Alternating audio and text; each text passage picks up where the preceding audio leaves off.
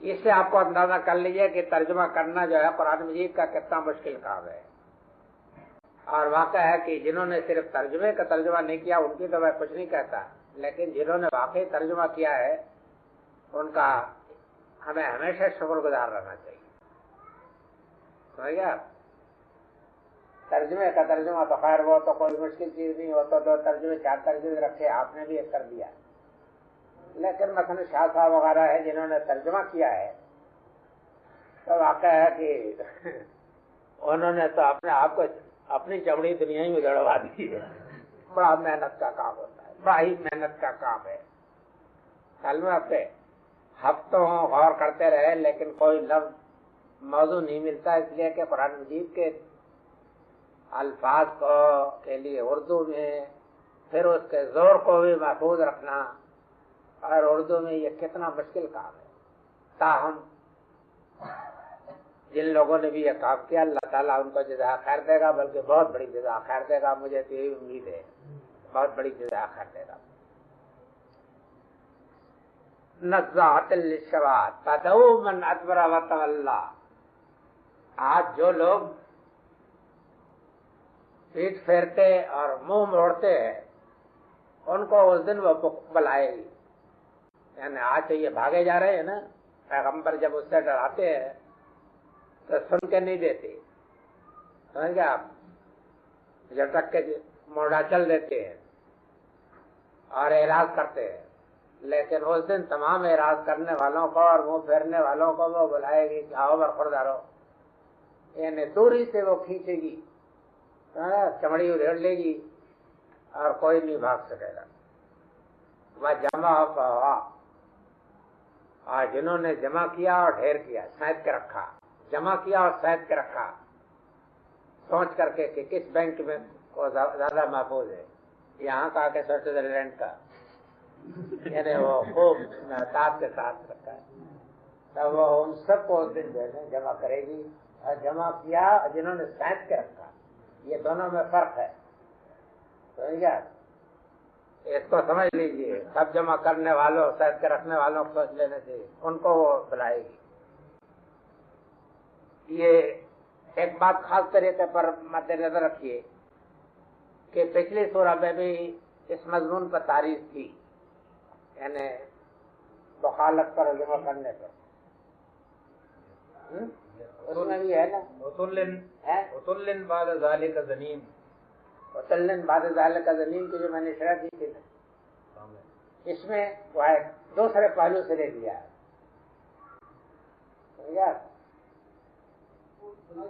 اور فرمایا کہ ان تمام لوگوں کو سب کو جمع کرے گے کہ جنہوں نے سینت رکھا ہوگا کہ آپ کا سارا بیلنس جو ہے اب میرے پاس پر موجود ہے، اس کا مزہ یہاں آ کر کے چکھ لیجیے. یہی وہ چیزیں نا جس کے متعلق پھر آخر کی صورتوں میں آئے گا کہ یہی وہ آگ ہے کہ جو دہکے گی اور یہ دلوں تک پہنچے گی انہی چیزوں کی. اس لیے بہتر یہ ہے کہ آدمی یہی اس کا حساب کتاب چکا دے تاکہ وہاں اسے صاف کرنا پڑے. ان الانسان خلق ہلوا اذا مسہ الشر جزوعا واذا مسہ الخیر منوعا. واقع ہے کہ قرآن کے نظم سے زیادہ دنیا میں کسی چیز کا نظم اصل خدا کے نظم سے 10 بڑھ کر کتنا آتی ہے. ظاہر ہے دیکھ لیجئے اصل مسئلہ کیا ہے، جلد بازوں کی جلد بازی ہے نا. جلد بازی اس حد تک کی بازی بارش بابا ہم بازی، یعنی اس قیامت کا بھی کہ جس کا حال یہ ہوگا کہ اس دن عزیز سے عزیز سبھی قربان کر کے جو ٹوٹتا چاہے گے. لیکن اس بدقسمت کو دیکھو، بڑا ہی جلد باز واقع ہوا. ان الانسان خلق ہلوا، ہلوا مانے بے صبرا، کم ہمت، بے صبرا کیا ہے، گھبرانے والا. کیا ہے؟ جی کا کچا ہے، جی کا کچا ہے، جی کا کچا. یعنی مطلب یہ ہے کہ بڑا ہی تھوڑ دلا، بڑا ہی جلد باز، بڑا ہی تھوڑ دلا ہے. یعنی مطلب یہ ہے کہ جب کوئی مصیبت آ پڑتی ہے تو اس سے زیادہ کچا اور تھوڑا دلا کوئی نہیں نکلتا. سمجھ گیا؟ تو نہ جانے کتنی دعائیں کرتا ہے, کتنی فریادیں کتنی آہیں کرتا ہے اور کتنی مہلتیں مانگتا ہے. یہ ہے انسان کے اصل. آن میں کچھ ہے, آن میں کچھ. ذرا میں اس سے بڑا کوئی چیلنج باز نہیں, اور اگر ذرا آزمائش پیش آ جائے تو اس سے بڑا کوئی تھوڑا دلا کمزور اور بزدل نہیں. مطلب یہ ہے کہ یہ اخلاق جو ہے انسان کا ہے, یہ بہت ہی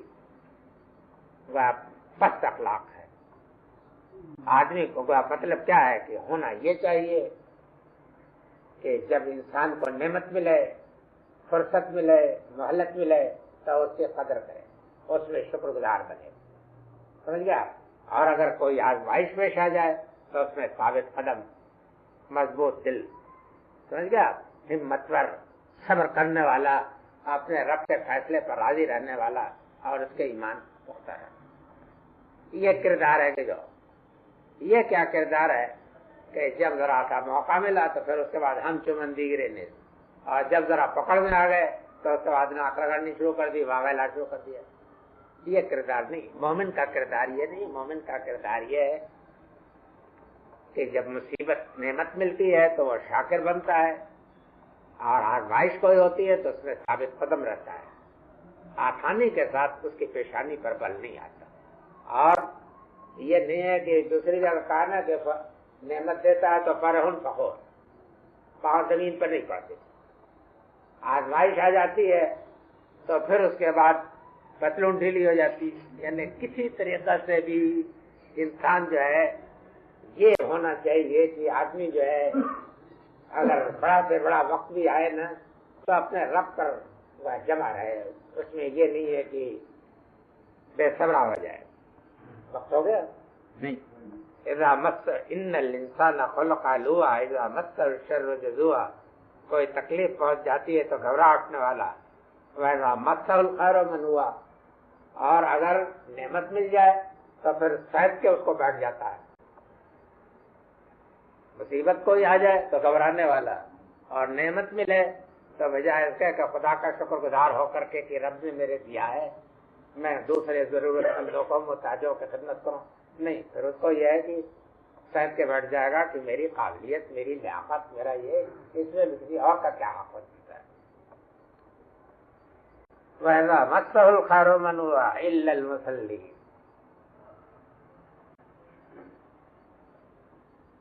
واقعہ تو یہی ہے, مگر اللہ میاں کو آج کے نمازیوں کی جو خبر ہو وہ کسی چیز سے بے خبر تو نہیں ہے. سمجھ گیا؟ تو وہ خود اپنی اس بات پر آخر جائزہ لیتے ہوں گے کہ آج کل کے ہمارے مسلمانوں کا کیا حال ہے. اللہ بھی نے فرمایا کہ مگر میرے نمازی بندے جو ہیں, لیکن آپ کو معلوم ہونا چاہیے کہ اس کے جو مصداق اول تھے, اس کے مصداق اول تو صحابہ رضی اللہ تعالیٰ عنہ اجمعین ہے نا. مصداق اول تو وہ ہیں, ہم لوگ تو ویل للمصلین صحابہ رضی اللہ عنہ کا کردار یہی تھا. یہ معلوم ہو, میں نے آپ سے عرض کیا نا کہ نماز جو ہے یہ حقیقت میں سرچشمہ ہوتا ہے نا, پھر وہیں سے سب چلتا ہے. فرمایا کہ صرف ہمارے نمازی بندے وہ اس سے مستثنا ہوتے. مطلب یہ کہ نمازی بندوں کا یہ کردار نہیں ہوتا کہ ذرا میں واویلا اور ذرا میں ہم سے مندی گرے نسیہ نہیں ہوتا. وہ نعمت میں شاکر اور مصیبت میں صابر ہوتے. الا المصلین, لیکن کون نمازی؟ الذین هم علی صلاتہم دائمون, جو اپنی نمازوں میں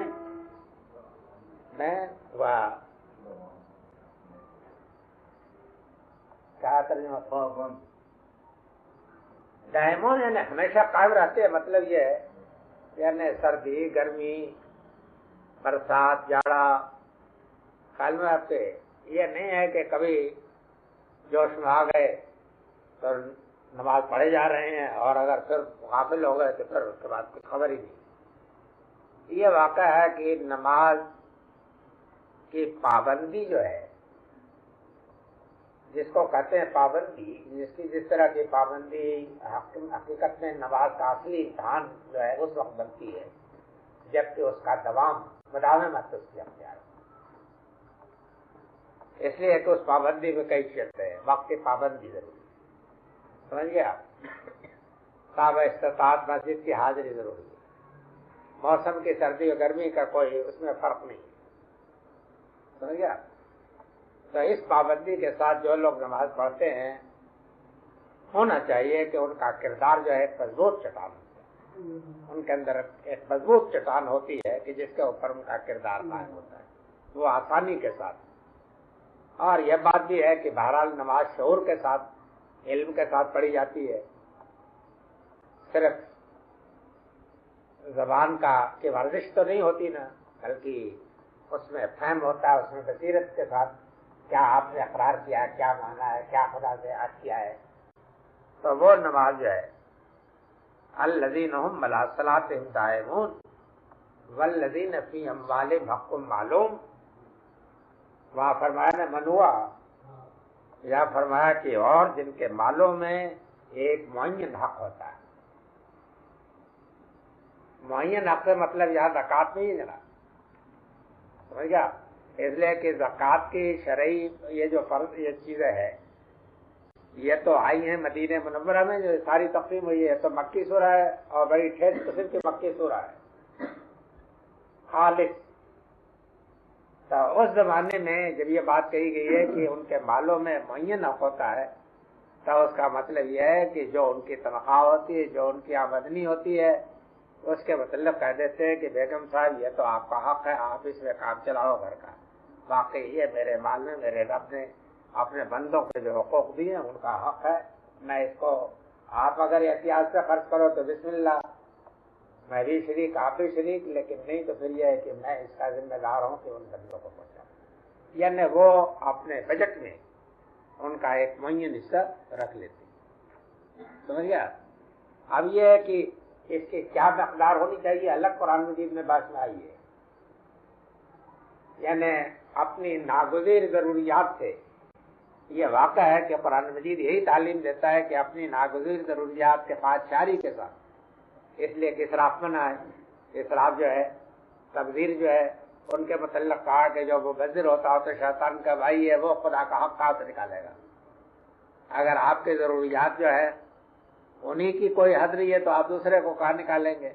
اور اگر آپ کا نصب العین معیار زندگی ہے تو آپ کوڑی نہیں نکال سکتے، اس لیے کہ معیار زندگی کو پورا کرنے کے لیے تو پھر بڑے پاپڑ بیلنے پڑتے ہیں۔ ناگزیر جو ضروریات ہیں، سیدھی سادی زندگی کے خرچ کرنے کے بعد جو مال آپ کا بچتا ہے وہ حقیقت میں آپ کے پاس امانت ہے دوسرے کا۔ اگر اس کو آپ نہیں سمجھ جائیں گے تو پھر خالی خولی تعزیرات وغیرہ جاری کر کے آپ اسلام کا تعارف بہت ہی غلط کرا دیں گے، اور وہ چیز جو ہے اس فتنے کو نہیں روک سکتی جو یاجوج ماجوج کے فتنے کی شکل میں ساری دنیا کو اوپر چھایا جا رہا ہے، اس کو نہیں روک سکتی۔ بہرحال ہمیں اپنی زندگی سادہ کرنی پڑے گی، سمجھ گیا؟ اس میں جو غربا کا، اصابہ کا، مساکین کا، قوم کا حق ہے وہ حق ہمیں ادا کرنا پڑے گا، اور اس کے لیے کفایت شاری و سادگی اور ان کے حق کو ایک معین حق، معلوم حق کے ایسے سے جب تک آپ متعین نہیں کریں گے معاملہ حل نہیں ہونے کا۔ خیر اس کے جب مقامات اور بھی آئیں گے وہاں آپ سمجھیے، یہاں اس چیز پر یاد رکھیے کہ یہ تعلیم مکی زندگی سے دی گئی ہے،